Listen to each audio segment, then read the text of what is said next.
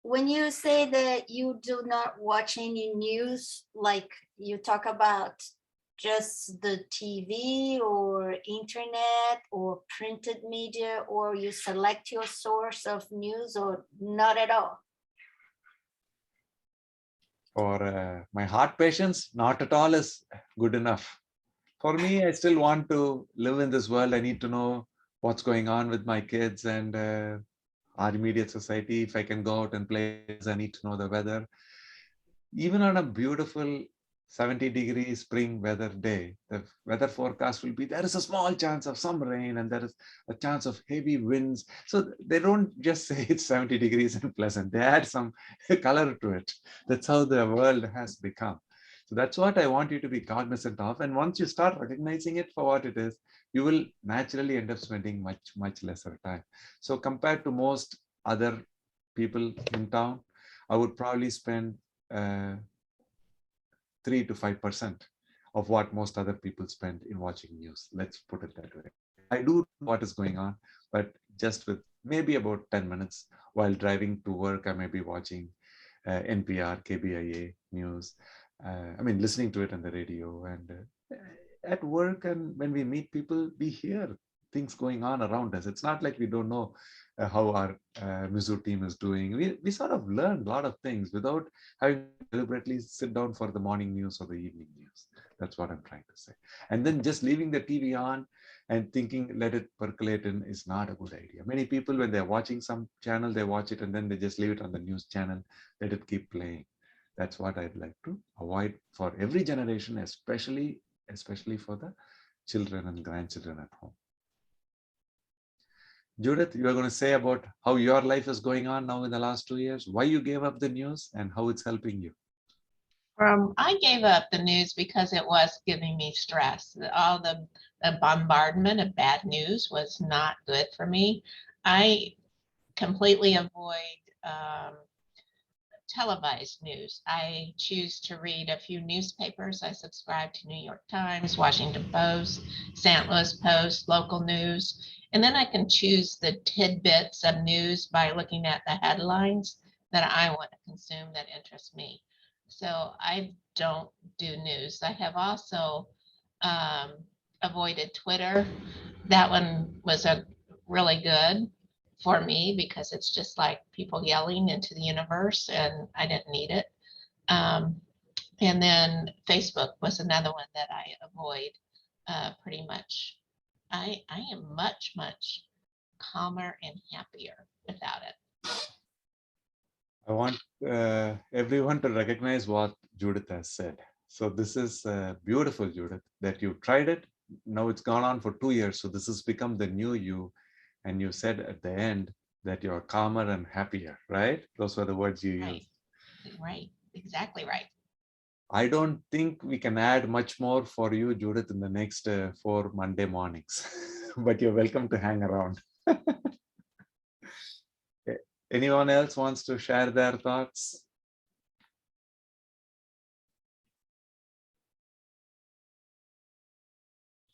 We did not grow up, most of us here, in the social environment, the online environment that the current kids are growing up.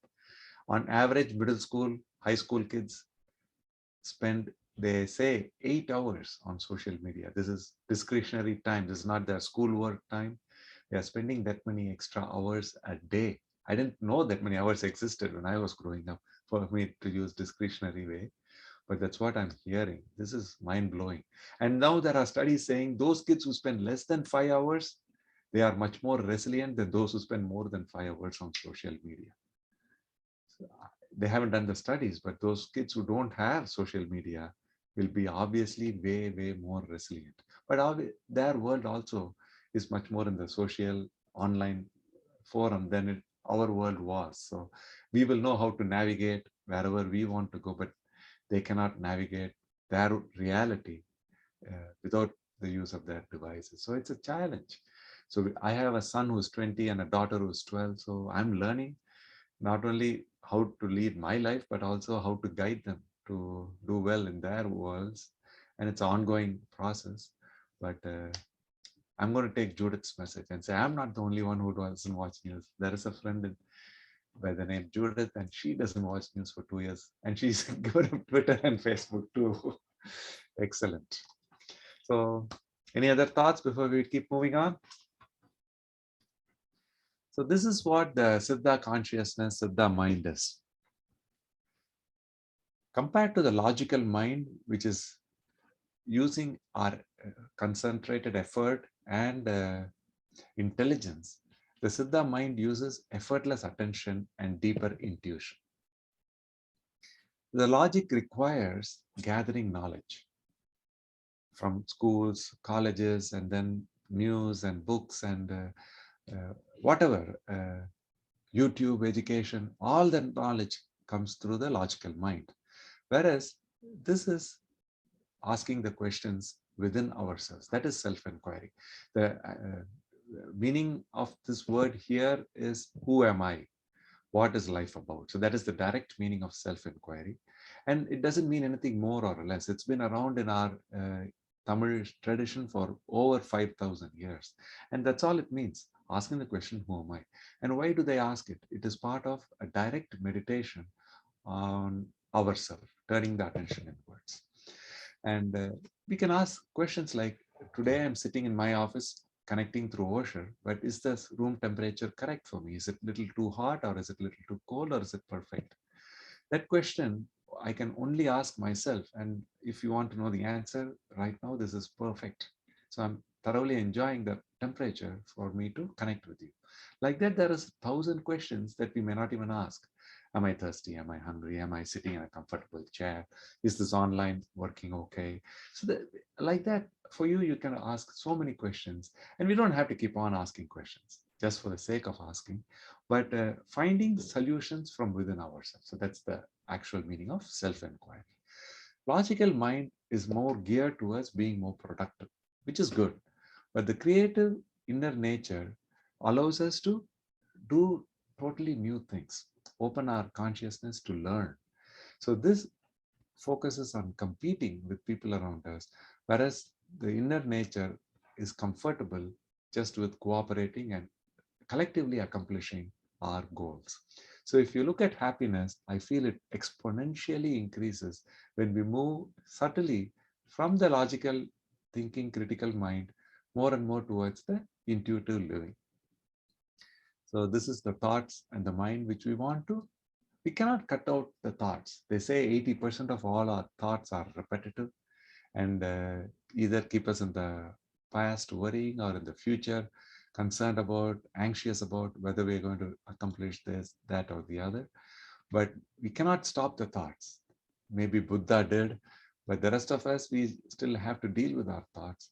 But through this Siddha mind, what we are finding for so many heart patients, hundreds and hundreds of them, is they are able to learn to find that inner happiness or a zest for life that allows them to deal with everything in a more holistic way, directly connecting with their own inner happiness and fulfillment.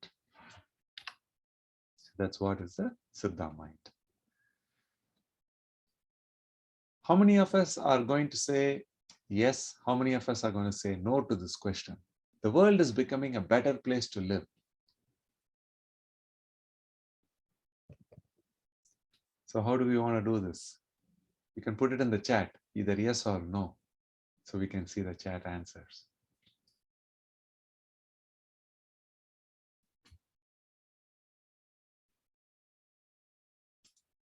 We have 16 participants. If you are able to chat, you can say, if your device doesn't allow you to chat, if you want to unmute yourself and tell us just quickly yes or no, that's fine too.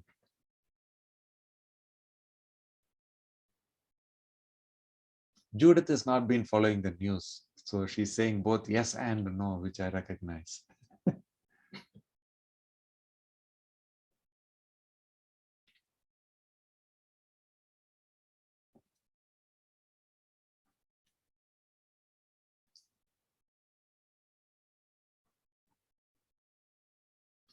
On the participants.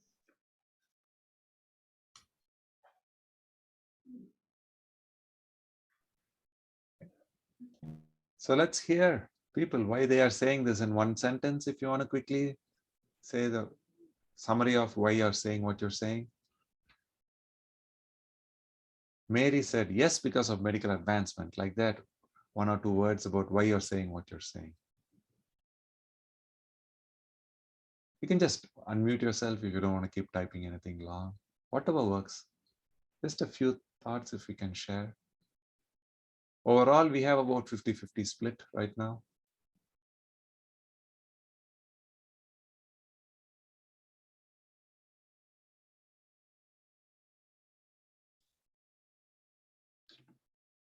Excellent.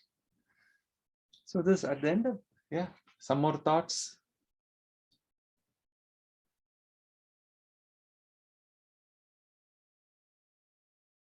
Excellent. Life is a gift. Continuing violence in the world and polarity in our society. Implications of climate change. So we're going to talk about this 2 Mondays from now. Climate change and climate anxiety. Excellent, Lynn.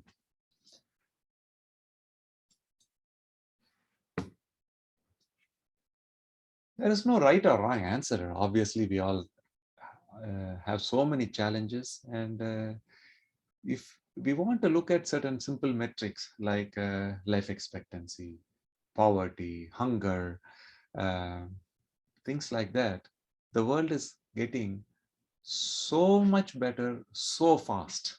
That is what is actually happening over the last several decades. I would say especially in the last 100 years. There is a book called, I might have it here, yes.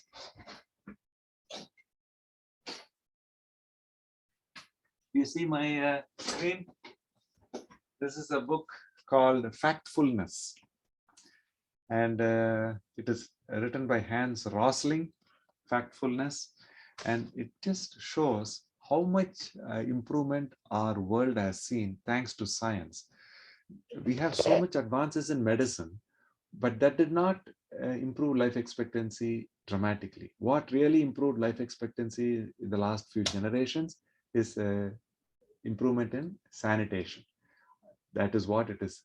Clean drinking water and sanitation has helped us overcome so many infectious diseases that took human lives much earlier.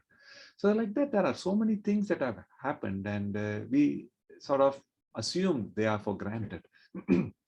We do see war right now in Ukraine, but if you compare it to our parents' generation, their parents, and throughout history, if you see, human beings have been at war with each other, with their other tribes or whatever. And we've been overall improving in peace on average compared to every generation prior. So there's no comparison. The world is getting to become far better place. Yes, there are so many challenges that can threaten our very existence. So that is also there. But by most or by nearly every metric that is out there, the world is getting to become a better place.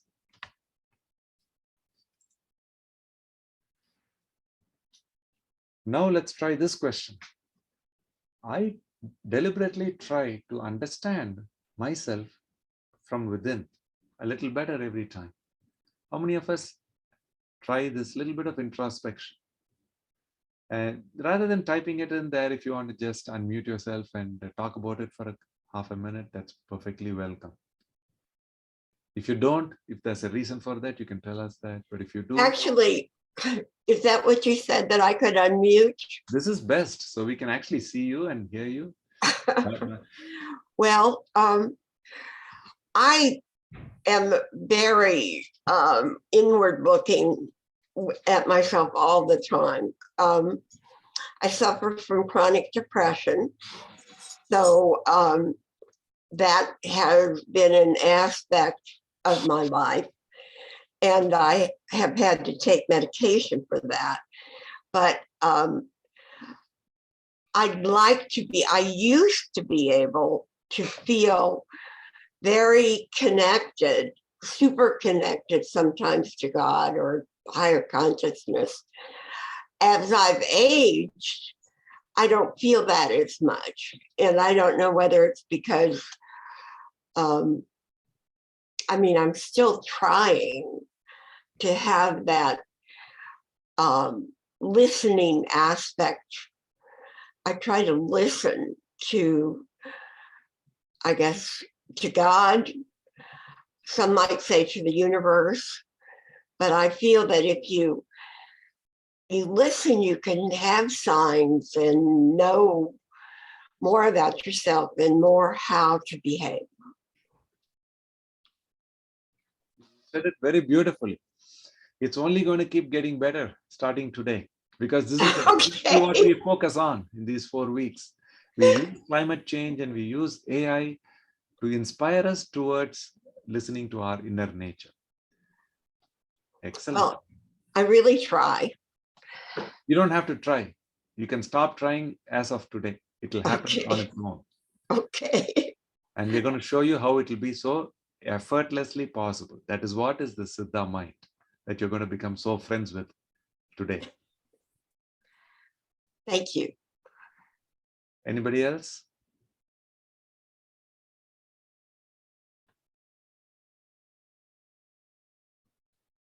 Anybody else who tries to do some introspection in any particular way? Yeah, as I was raised in a very religious family, and it served its purpose. I do know that. As I get older, I am much more in touch with nature and my connection to nature, and its importance in kind of connection to the universe as a whole, and how important that is in your spiritual life and your sense of well-being. And like Marcia said, I try. I get caught up in the everyday things more than I would like, a lot, but I'm on a process and a journey to get more connected. So what do you try to do towards that specifically? I stop.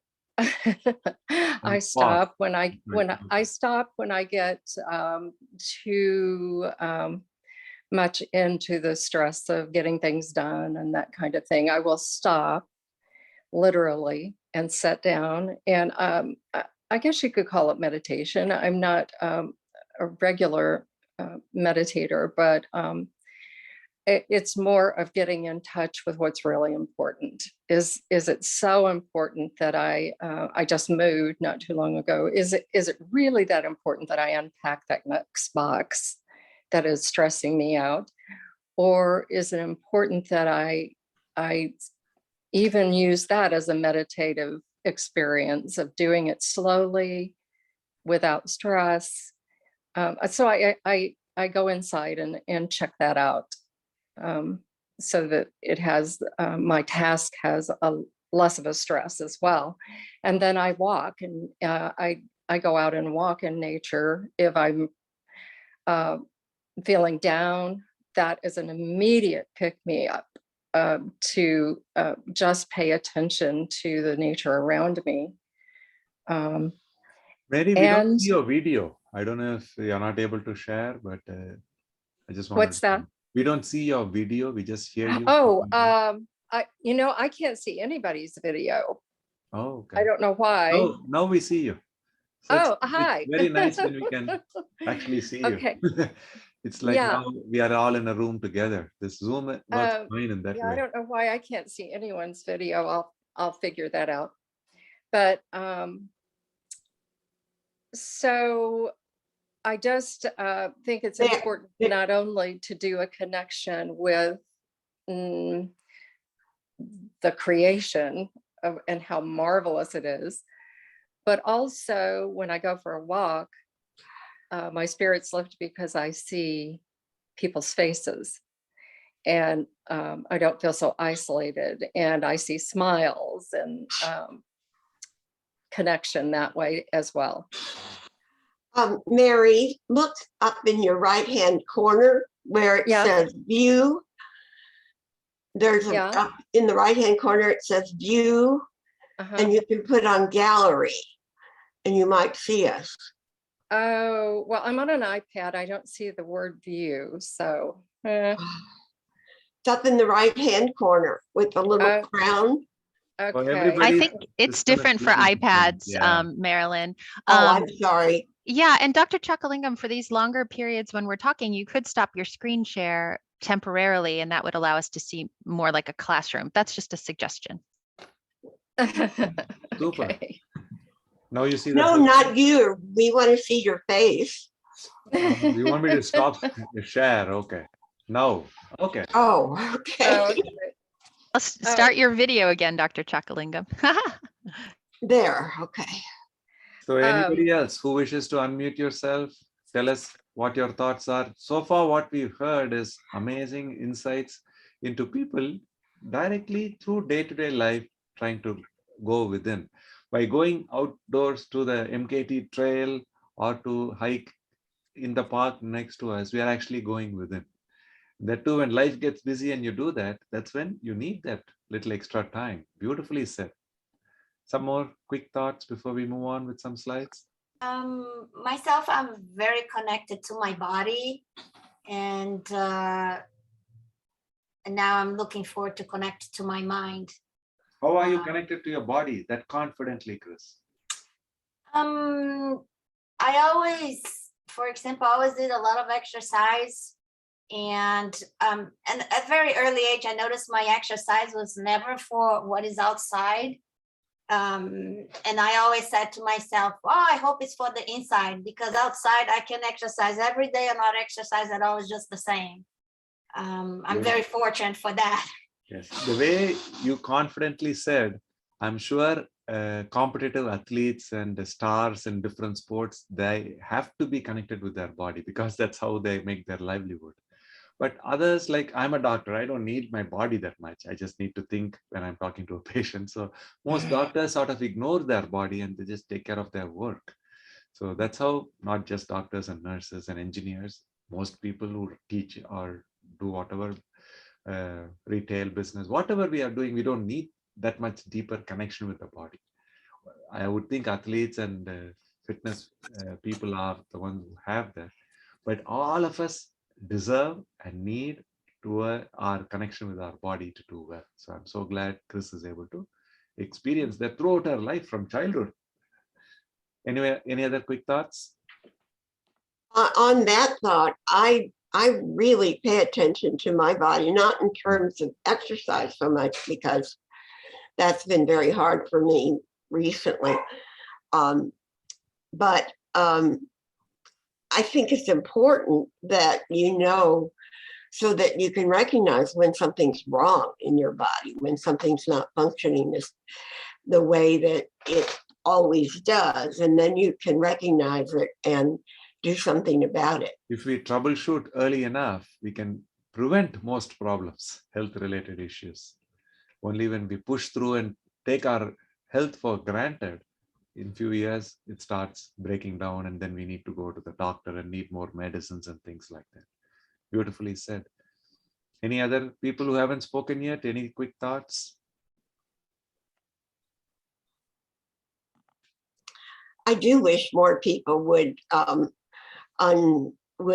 give video. I mean, we worry about how we look on the video. I know I did, and I even fixed up my room so that it wouldn't look so bad. But because I just moved to Mary in December. Oh my gosh. But it's a mess. It's so nice to see other people's faces. We've been isolated so long. Yes. Sorry, I talk too much.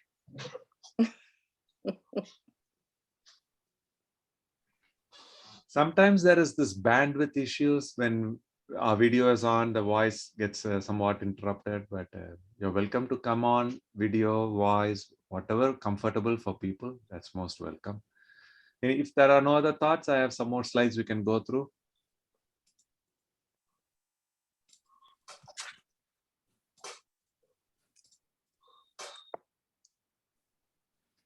Ooh. You do see the slide, right? Full screen? Yes, and I think I will, if you all don't mind muting while the slides are going, that would be helpful. Is the slide full screen though? It is, yes, thank you.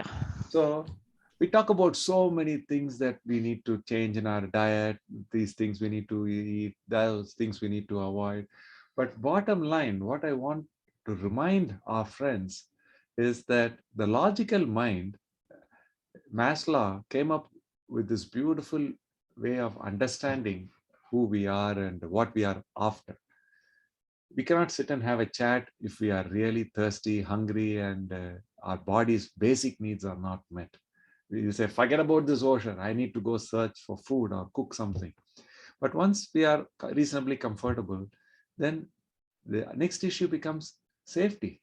If we are out in the rain or a storm or heavy winds, we are not comfortable. We need some space where we are protected. After this, once these basic human needs are met, then we talk about education, family, friends, the social interaction. All these things become very important for us. Once we feel that we are secure there also, then we go after seeing, exploring, and seeing whether we can gain more prominence and esteem and power and recognition in our own sphere of expertise, whatever that might be. So these are the four basic levels.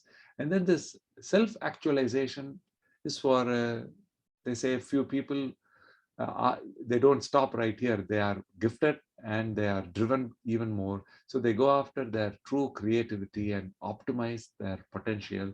So this would be like people who accomplish like Nobel Prizes and recognition in their respective fields for science or art. So whatever they are doing, they give their entire effort towards that.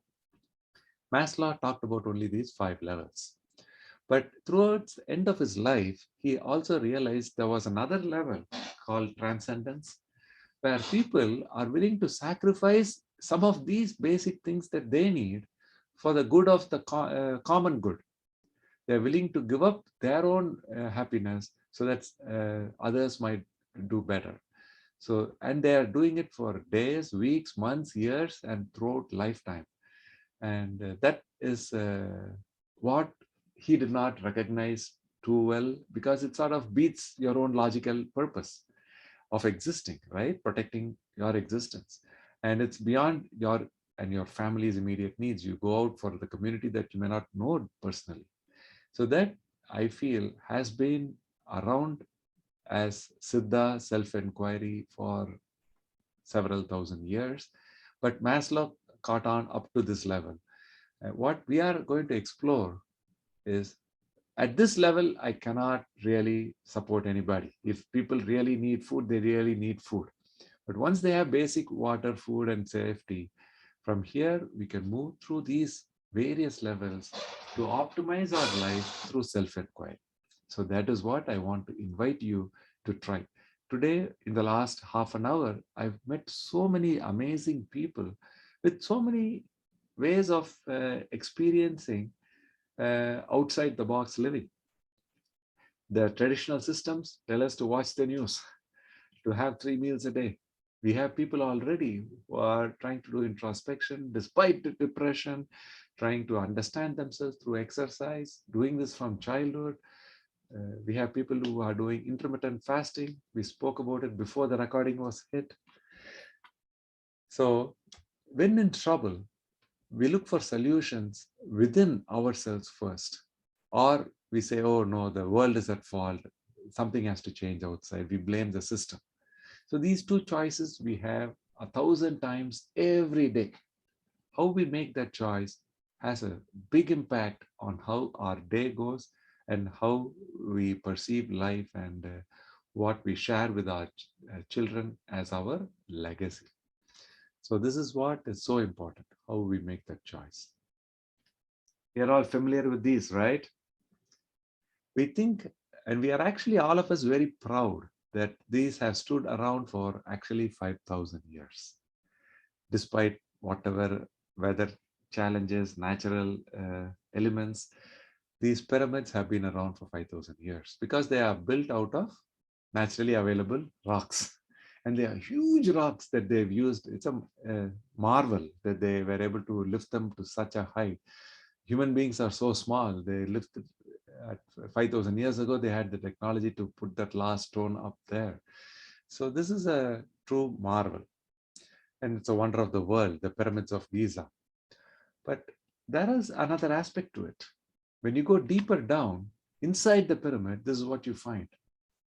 The pharaoh, the god kings 5,000 years ago, thought by building these pyramids, when they are dead, they could be buried inside there with a ship that will take them through the river of life, afterlife, and they will have a good afterlife. So that was their intention of building these pyramids. So why are some pyramids so huge? Because there were such powerful kings that they had the luxury in their lifetime to build the biggest pyramids for themselves. So their attention throughout their life was in building their own tomb. That's all they did. Now, do people build pyramids? So it's fallen out of favor. It fell out of favor several thousand years ago. And as a human race, we are lucky because it fell out of favor. Otherwise, people who are born in this new time will look at this world as full of pyramids, right? There won't be space for anybody to move around. The world will be full of these huge monuments. Luckily, that culture subsided several thousand years ago in that part of Egypt. So that is what knowledge can do. The pharaohs were very knowledgeable about their science at that time period that they had accumulated. They are very powerful because they were considering themselves same demigods. Their success led them to build these pyramids.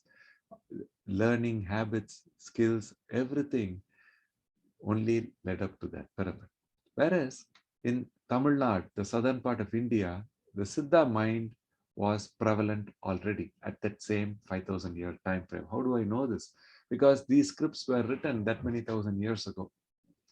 And what this one says is, building these things is not that important. Understanding yourself is 1,000 times more valuable than trying to go by any bookish knowledge.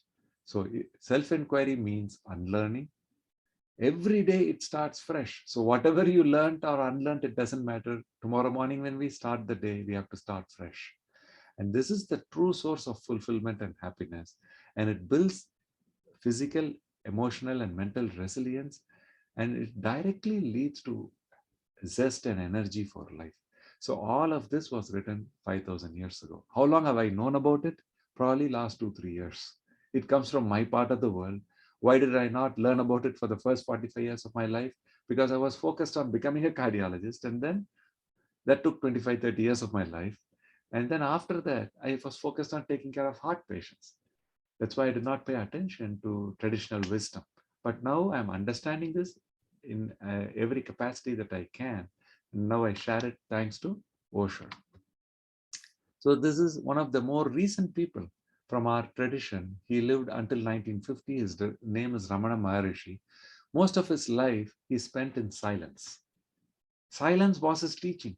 He is revered as one of the biggest proponents of this self-inquiry and this question of who am I, because he says inquiry consists in retaining the mind within. Silence itself is the true teaching. If we all stay silent, we cannot have much of a communication in this 1 hour, 1.5 hours that we have. But he taught people to trust themselves and turn their attention inwards. And he kept that promise to himself. He also stayed quiet for most of his life. There's very little that he wrote or said, but that's who he is. So whatever we can think about as diet or exercise or news or social media, whatever it is in the conscious self. Thankfully, it does not go into our subconscious directly. Subconscious is where 90% of who we are resides. Our willpower, thinking, logical mind, knowledge, all of that is in the conscious 10%. But in the subconscious is where our emotions, values, habits, they all reside. So these drive how we perceive our reality. I'm not interested in these things. We don't have in these 6 hours time to go into all of this. but I'm very interested in connecting with gratitude. Creativity also, we don't have to worry, because creativity will naturally manifest once we connect with our inner nature out of gratitude. This is what we teach in our Heartful Living programs.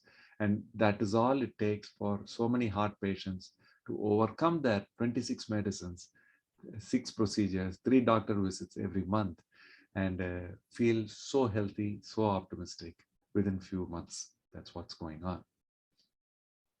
So at the core of consciousness, we say the heart of it is the mnemonic: H for being humble, E for empathy towards our people around us, goals, dreams, aspirations is A, R is for reciprocation, giving others that benefit of doubt. And just with these 4 things, we are able to intuitively experience that we have developed trust. We are not building trust, it happens on its own. This trust is in our community, it's in our job, in our boss, in our family, and most importantly, the trust also is within ourselves, trusting that we are genuine and adding value to our community. So all of these things happen at the subconscious level when we connect with being humble deliberately and being empathetic with the people around us. Every morning, if we can connect with our dreams, that's the best thing we can do. People come to me, doctor, I just had a bypass last month. I'm 76 years old. I retired 8 years ago. I've already had one leg amputated. I get around on a wheelchair. What dream do you want me to connect with? I don't tell people this is what you need to dream about. This is what should be your aspiration. But we need to find it. Every day that we are alive, it is worthy to look within and worthy for us to attach ourselves to something. That is the secret of the self-inquiry. Once we do that, everything else will fall in place. Does it make sense? Excellent. So what are the tools that we use towards self-inquiry? We teach a little bit of mindfulness meditation, and it's not very formal, and it's not requiring hours together. 5 minutes in the morning, 5 minutes in the evening. If you can just sit in a chair, you can try it right now for half a minute. We can all sit back in our chairs, as far back in our chair as we can get back. And then feel your feet in the floor. Relax your shoulders, relax your neck. If you feel up to it, close your eyes. And then feel that breath as it comes and goes from your nose.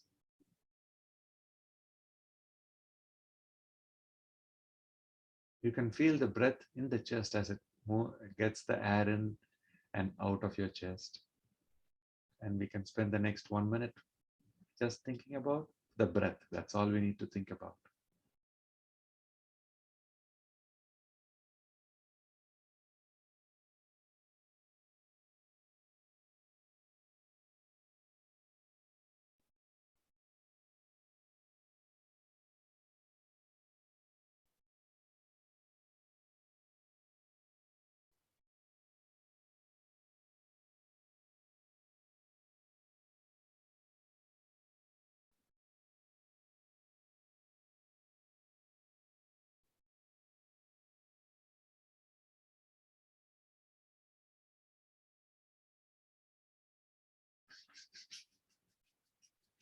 You can rub your hands, warm them up a little bit, and then you can touch your face with that. Just to feel that connection with the body. That's all it is. If you spend 5 minutes like this, the thoughts will come. Did I turn off the stove? Is my house locked? What should I be doing for dinner tonight? So many thoughts will come. And that's how the mind is built, to keep thinking. So don't worry about them. It's nothing wrong about them. And then gently try to think again and bring your attention back to that breath. That's all is mindfulness. Okay? Doing this for a few minutes is amazing. So we practiced mindfulness. Shall we also do gratitude since we have some more time? You can combine the two, but gratitude for that, I'm going to ask one of you to unmute yourself and tell us what you're very grateful for today as we are sitting here. Something that would actually make you stop talking. Feel that gratitude so deeply that it will bring tears to your eyes. Anyone wishes to share some deep gratitude like that, that you're able to experience now just because I asked?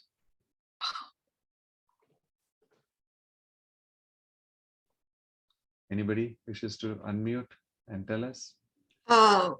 Dr. Yes.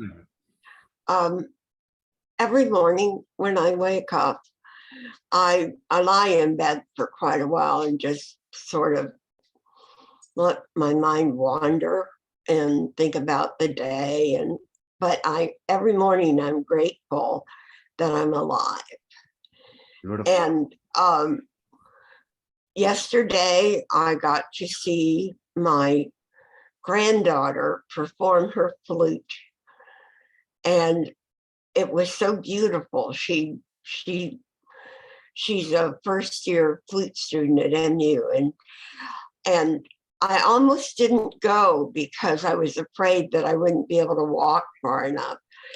So, actually, I try to be in a grateful mood all day long, because just the little things that I can do around my new house. I have a new house that is smaller and makes it possible for me to do things I couldn't do before. And all of those things, the dog in my lap, the flowers blooming in my yard, the birds at my bird feeder. I sat out on my deck last night and just enjoyed the breeze. And I try to be grateful for all those things. Why don't we all all the give a time. big hand to Marilyn? In this 9:30 to 11 a.m. session, this last 1 minute was the most meaningful. So thanks so much, Marilyn, for sharing your life with us. And this is what I request every heart patient to do in the morning. Because when we are just waking up, because we woke up, we shouldn't get out of the bed. When we wake up, think about something that you are grateful for. Feel that gratitude, and deeper than thinking and feeling, there is a third level. That is the experience of gratitude. And how would you experience it? It would be felt as a little bit of warmth in your chest. So before you even open your eyes and get out of the bed, it takes only 5, 10, 20 seconds at most. That's all it takes. But let that gratitude move you in the morning, first thing. And once you get out and start moving through the day, then the next aspect of that gratitude meditation is smiling 20 times every waking hour. And that does not even need a reason. We can do it just for the sake of doing it. We can, if we need a reason, connect back to that morning 10 seconds that you woke up with gratitude. That's all you need. Make it a habit to keep smiling genuinely for 20 times every hour. As children, all of us did 40 times. So 20 is still half of that. But compared to adults who smile 1 or 2 times, we are doing 10 times more, just because we are doing self-inquiry. Okay, so that is my request to all of you. I can go on for 2 hours talking about why we need to do that, but because we are focusing on so many things, I'll just move on to the next one. We don't need to talk about love particularly, because we recognize it is so important for us to be able to connect with our community, with ourselves, and with our family and friends. So love is there. Then creativity will happen on its own. Once you find this energy and smile, you will be creative. This creativity, you have to come back and tell me 1 year from today, Anand, because of this 4-week series, I'm doing so many different things that I did not do before. I'm so confident you will. Why am I so confident? Because people who learned these simple things in 2015 to 2022, they come back in 6 months to a year and they say, Doctor, I've changed in so many ways. So all that I request out of you is the first 10 seconds in the morning where you feel that warmth, and then every hour 20 smiles. That's all I'm requesting. Even this mindfulness, I'm not insisting. There are so many other aspects of that mindfulness that you will experience, and you can choose which of these tools works for you. It's not like everybody has to do all of these things. Playing sports, we have heart patients after bypass and stent who do these things. So sports is not only for kids who want to play for their school or for their college or for their pro team. It's a way of connecting with life directly, and all of us can think about what we can do. Exercise, definitely. And the flow and meditation, we may have some more time to talk about that. Fasting, intermittent fasting, I can again go on and on about that. Ikigai is meaning in life. The reason to wake up in the morning, that's what that word translates into. It's a Japanese word. Why would I get up in the morning from bed? So there we know the answer. It is gratitude. But that word is there in Japanese tradition. And silence, we met Ramana Maharishi, who taught only silence, and people, he says, can find all the freedom they need, all the answers for life's deepest questions from their own silence. So these are the tools that have worked. We have tried another 50 tools with partial success and some with no success, but these tools, they are all amazing, the ones that you see on the screen right here. So some more concepts I want to leave you with. Give me 1 second. Let's see if they need me in the hospital or something. So are you familiar with how much body mass index we can have? Healthy body mass index is up to 25 is normal. Unfortunately, in the US and most of the Western world, 70 to 80% of their population is dealing with excess weight. So the BMI is 26, 36, 46 or higher. Any number more than 25 is a problem.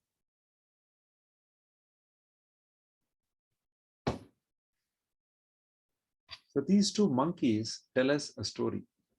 The human equivalent of these monkeys is they're both about the age of 90 years. They're really old monkeys. This monkey was normal weight to start with, was eating normal diet and aging normally. This is normal behavior. For a 90-year-old human being, the equivalent age of a monkey is about 27 years. That's how old this monkey actually was.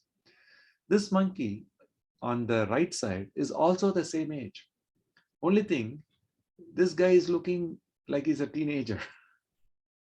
And they counted the jumps of a monkey. They're not going to tell you how happy they are. So they just count how many times they're jumping and playing and having fun. This monkey is having too much fun. And that is because this monkey stopped aging. Although they are both the same age of 90 years equivalent, why did one monkey stop aging? Anybody knows? This was published in a medical journal. This is because this monkey took 30% calorie restriction.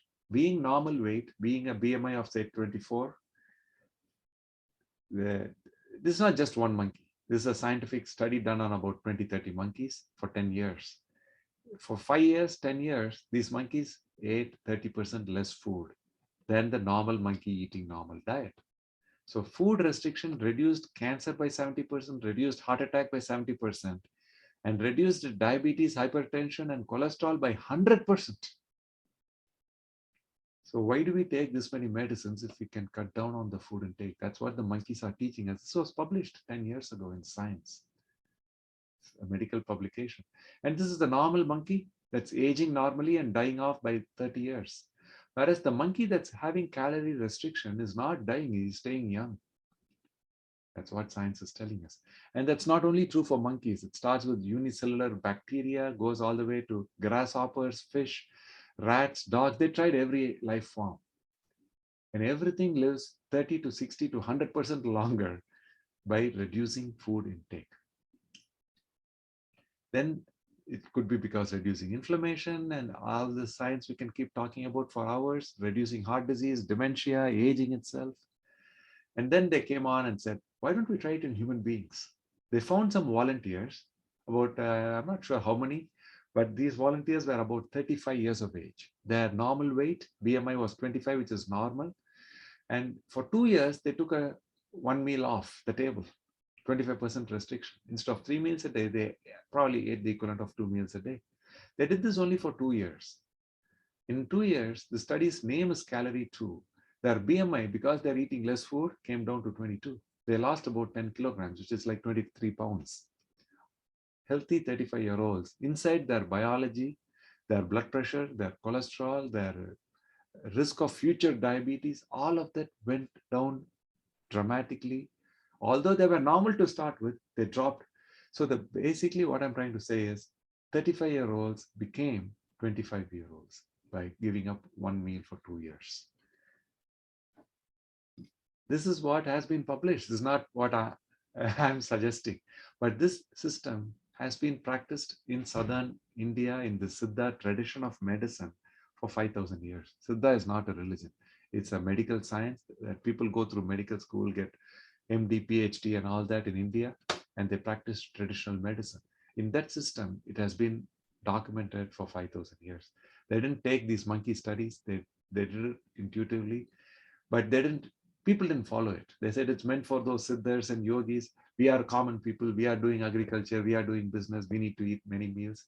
And all the problems we see in the modern Western society, we had in India also in that day and age. And even today, we see so much metabolic and chronic diseases in India. It's not like they don't exist there, but the system of medicine has been around for 5,000 years, and it preaches getting to a BMI of 25 and then lower.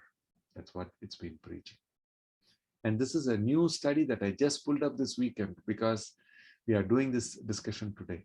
And this study in the Journal of Obesity says 20-year-olds and projected life expectancy 20 plus 60 is 80 years, but that goes down dramatically by being overweight or obese. It goes down significantly. For every age group, life expectancy goes down when whether it's a man or a woman, when we had extra weight to our body. This has been proven, and this is where we all are.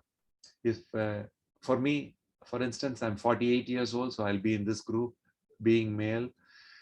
If I had excess weight, I would lose nearly 9 years of life.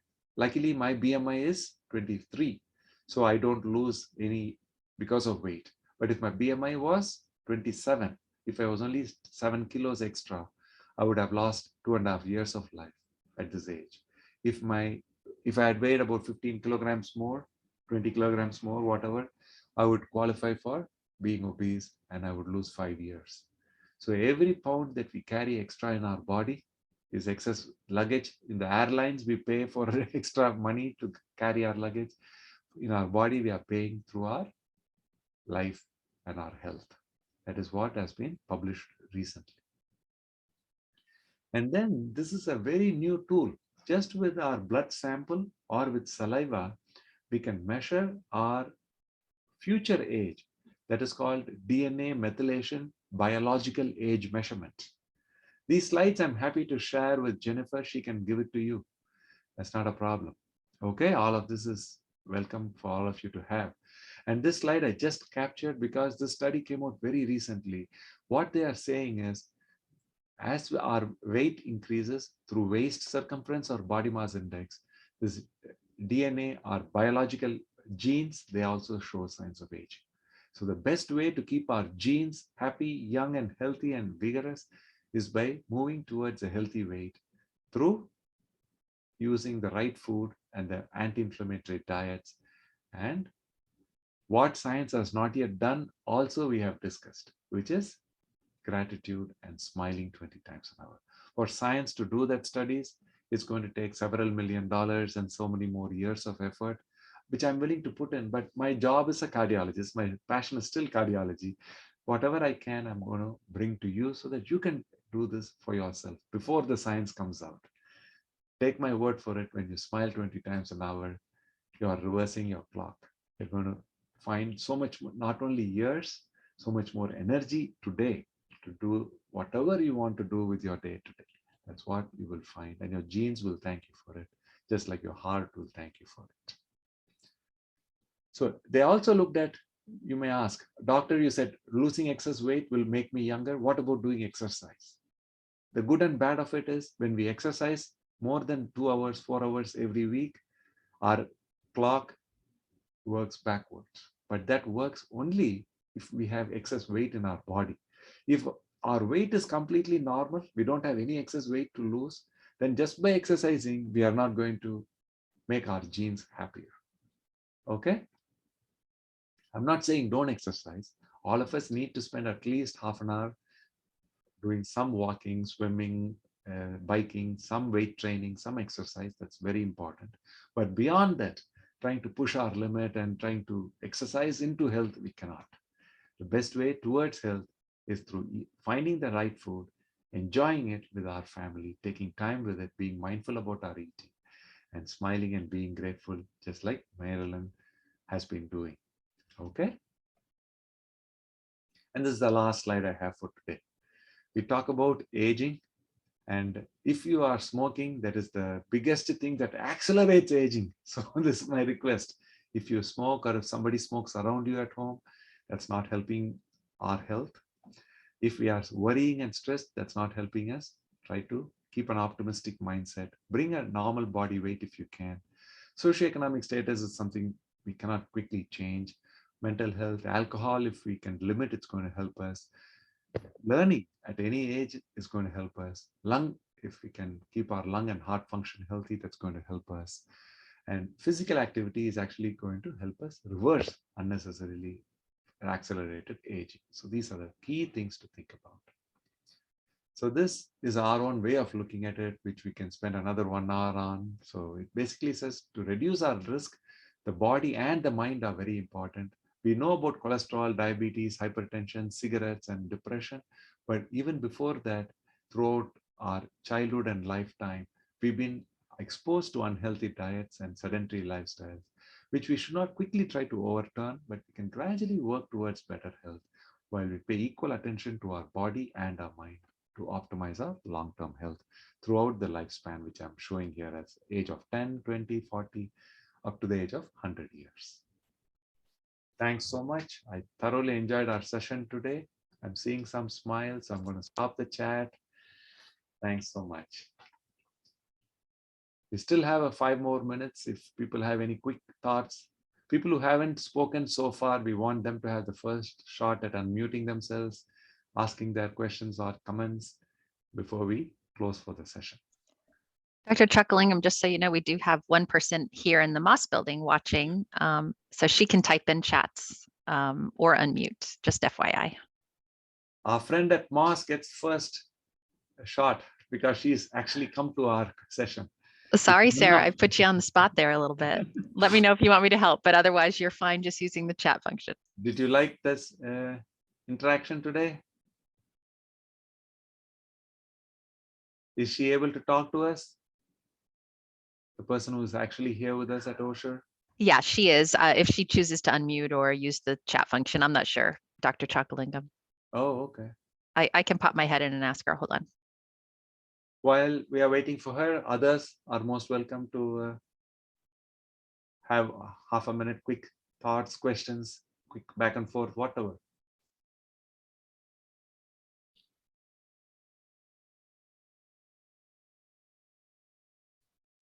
She just sent a chat. She's the one that said a great class. Thank you. I'll open the chat then to see where things are.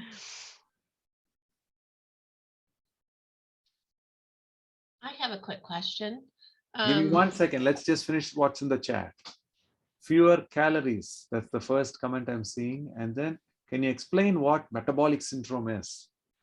A great class. Thank you.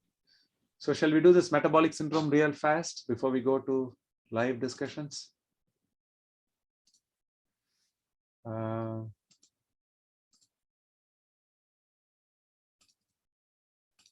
So are you able to see the video or is it full screen?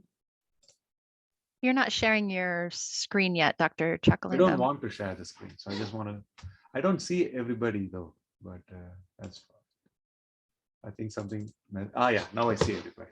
So metabolic syndrome is a collection of a few things that hurt our health.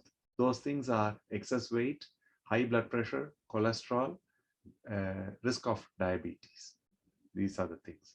And they work together to make a higher risk for heart attack, stroke, dementia, and liver failure and kidney failure, things like that. So this metabolic syndrome is something we want to identify if we have it and work towards improving it. And we have in the last 5 years seen so many heart patients with metabolic syndrome fix it so beautifully through mindfulness and our mindful eating practices, where they restrict the food intake out of gratitude. That's all it is. We call it the hunger gratitude experience. I'm going to share with Jennifer today's slides and the link where you can access all of that 8 hours of recording which we did in January and February from these same Zoom sessions. But that wasn't through Osher. But Osher has offered it a year ago. Those recordings are available. But the most recent one from January and February of this year is also available. If people have interest, it's all for free. There's no registration, nothing. We are happy to share all of that. Any quick thoughts before we break up for today? Next session, we'll talk about artificial intelligence, then climate change challenges, and the last one, how we put all of these things together. What is the connection between all these things? So that's what we've planned for the next few Mondays. I think Francis put in a comment. You might want to read that. Working on low glycemic foods. Excellent. I grew up in southern India, right? Tamil Nadu, Chennai, that's where I'm from. So we love rice. So I thought it was my birthright to have plenty of rice. And being a doctor, doing what I'm doing, I just don't burn that much calories. So by the age of 30, I was not very big or anything. I was BMI of say 26, but already I was pre-diabetic. My fasting glucose level was 108. And then being a cardiologist, I met an endocrinologist who said, start metformin, that's going to fix you. Till today, 18 years later, I've not started that medicine, but my sugars have actually come down and they are doing great because I'm eating less glycemic rice, which is brown rice and quinoa. The white rice is not good. Anything white is not great. Salt, sugar, white bread, white rice. Okay. If we can go to multigrain bread, whole bread, brown rice, quinoa, we can do much better. And that's what I did 18 years ago. Excellent. Any other quick questions before we have to break off?